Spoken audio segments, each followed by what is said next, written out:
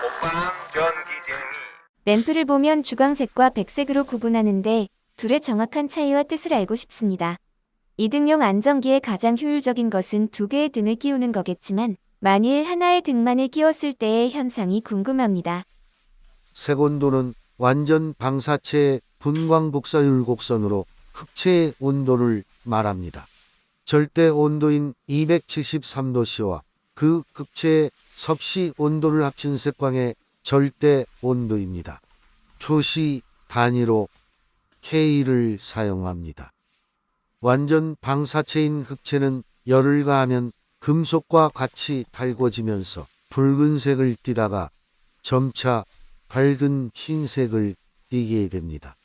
흑체는 속이 빈 뜨거운 공과 같으며 분광 에너지 분포가 물질의 구성이 아닌 온도에 의존하는 특징이 있습니다. 색온도는 온도가 높아지면 푸른색, 낮아지면 붉은색을 띠게 됩니다. 해지기 직전은 2200K 촛불의 광색과 비슷합니다.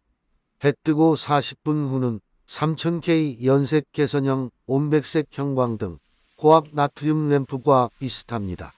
해 뜨고 2시간 후는 4000K 백색 형광등, 온백색 형광등, 할로겐 램프과 비슷합니다. 정오의 태양은 5800K 냉백색 형광등과 비슷합니다.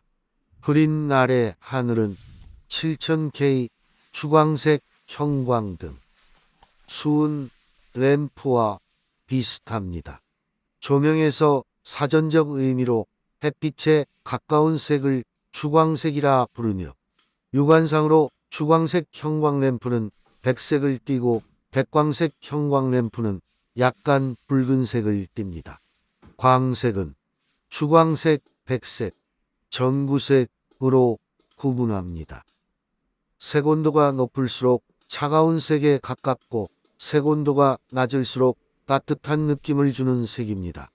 이등용 안전기는 내부 안전기 회로가 두 개로 분리되어 있는 방식과 혼합되어 있는 방식으로 나누어집니다. 전자식 안전기 및 코일식 안전기 모두 두 방식이 존재합니다.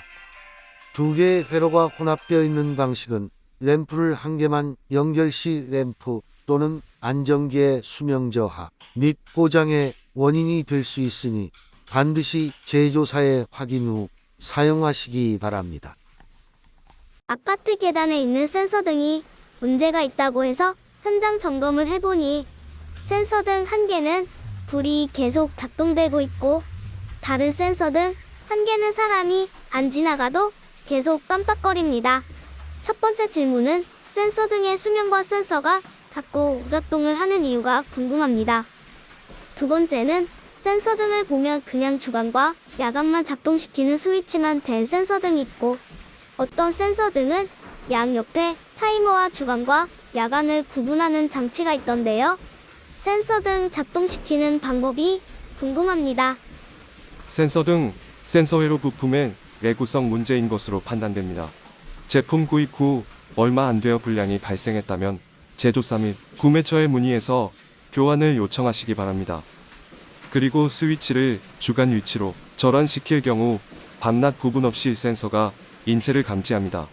스위치를 야간 위치로 절환시킬 경우 밤에만 센서가 인체를 감지하고 낮에는 작동되지 않습니다.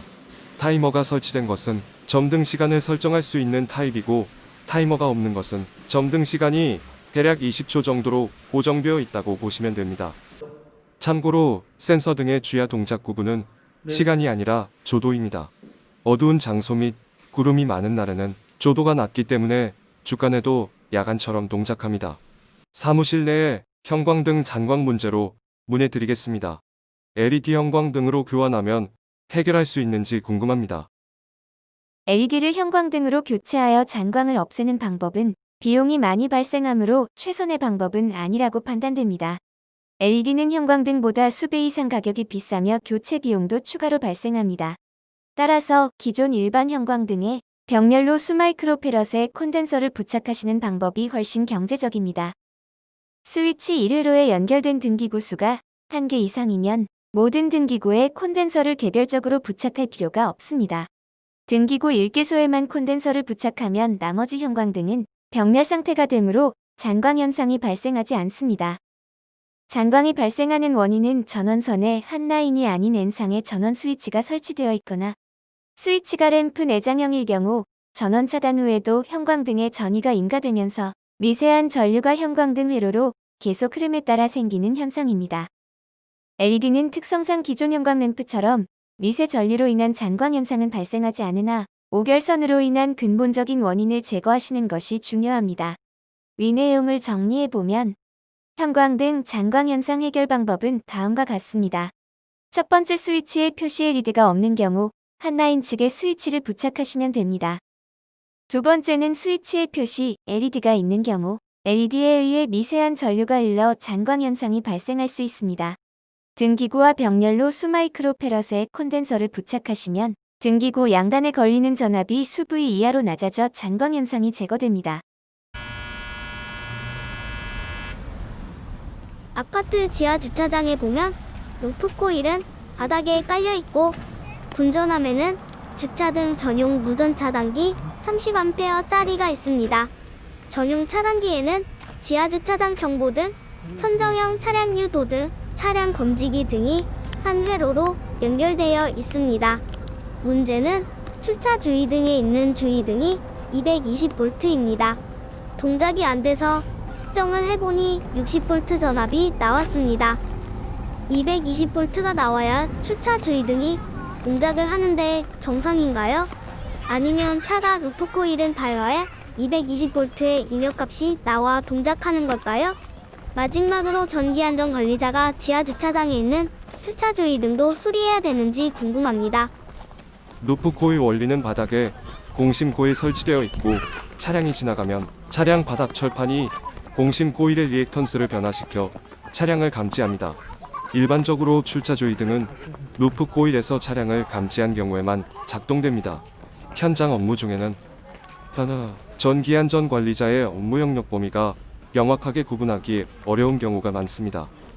아파트 관리소장님과 협의하시어 적절한 합의점을 찾으시기 바랍니다.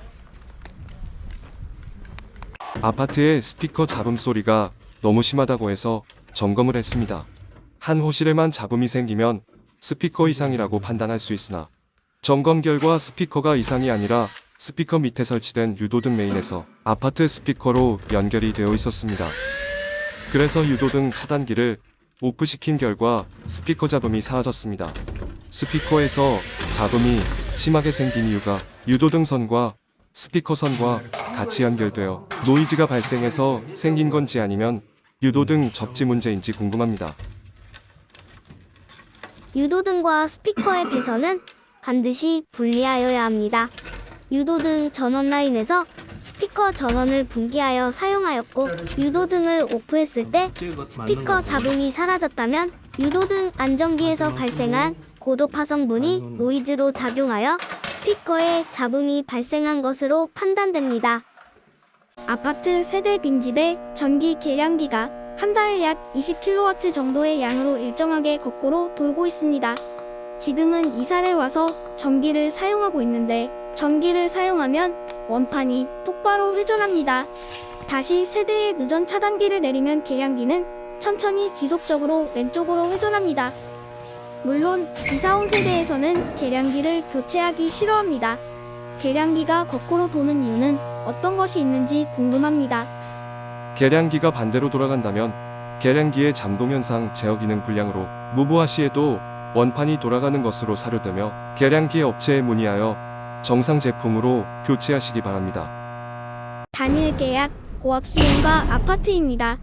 통신업체와 모자 분리가 어려워 통신장비 시험 성적에 의해 전력 사용량을 협정. 계약 시 유효 전력 와트에 의해 계약을 했는데 문제가 없는지 궁금합니다. 통신 장비는 유효 전력 20W, 피상 전력 50VA입니다. 전기요금은 유효 전력량으로 계산되므로 유효 전력에 의해 산출하는 것이 맞습니다. 장비의 역률이 좋지 않은 것은 사실이다. 수전 용량에 비해 미미한 용량이므로 큰 문제가 없을 것으로 판단됩니다. 전력 사용량이 적어 세대 전기요금에 주는 영향이 미미하여 손해는 없을 것으로 생각되나 차후 용량이 큰 설비가 들어올 경우 단일 계약에 적용되는 주택용 전력의 누진 여부를 판단하여 설치하시기 바랍니다. 일반 건축물의 전기요금은 전기안전관리자가 계량기 검침하여 전기요금을 계산하고 요금을 내는 것인지 아니면 한전에서 직접 검침을 하고 요금 고지서를 납부하는 것인지 궁금합니다. 또한 아파트 공동주택에는 각 가정별로 적산 전력계가 연결되어 있습니다. 만약에 세대에서 적산 전력계를 통하지 않고 또는 연결하지 않고 바로 공용 부분에 직결해서 전기를 사용하였을 때의 문제점이 궁금합니다. 계량기 검침은 일반적으로 한전에서 수행하고 있으나 근무하시는 장소가 공동주택인 경우 한전이 공동주택과 징수대행 계약을 체결하여 관리사무소에서 전기요금 징수를 대행합니다. 이 경우 관리사무소에서 직접 각 세대 계량기 검침을 수행하여 전기요금을 부과하며 관리사무소는 전기요금을 한전에 일괄 납부하게 됩니다. 공용 부분 전기요금 또한 관리사무소에서 일괄하여 한전 측에 납부하게 되므로 수용가에서 적산 전력계를 통하지 않고 공용 부분에 직결해서 사용할 경우 한전 측은 손해볼 일이 없으나 공용 부분 전기는 각 세대에서 분납하므로 형평성 문제로 인해 분쟁이 발생할 우려가 있다고 판단됩니다. 22.9kV로 수전하고 있습니다. 현재 역상이 걸린 채 위상이 240도입니다. 역상이 걸린 상태에서 수전받을 경우 어떠한 문제점들이 있는지 궁금합니다. 위상 240도는 마이너스 120도와 같다고 볼 수 있습니다.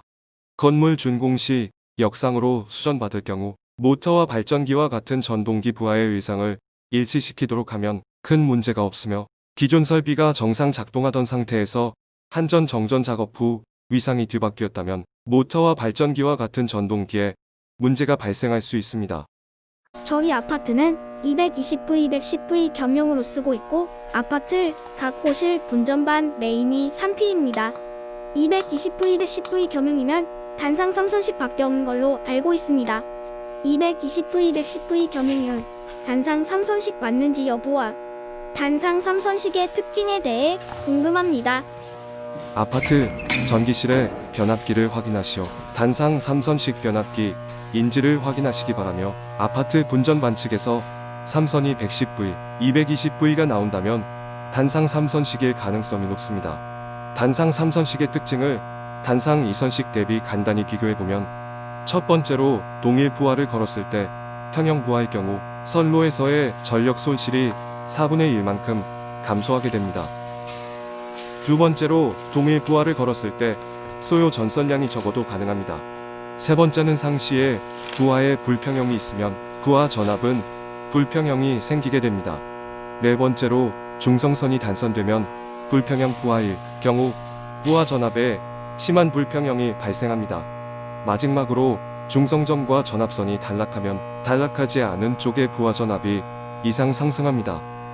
이상과 같이 단상 3선식에서는 양측 부하의 불평형에 의한 전압의 불평형이 문제가 될 수 있으므로 이러한 전압 불평형을 줄이기 위한 대책으로서 저압선의 말단의 밸런서, 즉 단권변압기를 설치하는 경우도 있습니다.